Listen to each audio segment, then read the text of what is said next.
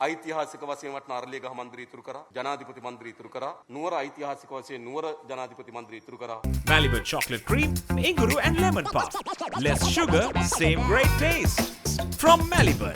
පියෝඩේල් කිරිතේ වගේ රසක් ලොවෙන්නේ පියෝඩේල් එක්ස්ප්‍රස් කිරිතේ ඉතුරු ඔක්කොම අපි දැන් බාර දුන්නා කමිටුවකට මොකද්ද ඒවට කරන්න කියලා අපිට යෝජනා ඉදිරිපත් කරන්න කියලා. මම මේ ළඟදී මහින්ද රාජපක්ෂ මහත්මයා ඉන්න ගෙදර රජයේ තක්සේරු දෙපාර්තමේන්තුව යවලා තක්සේරු කරා. කීයක් වටිනවද? තාම ඉඩම තක්සේරු කරගන්න බැරුණා ගේ විතරක් තක්සේරු කරා. ගේ තක්සේරු අනුව මාසික කුලිය ලක්ෂ 46යි.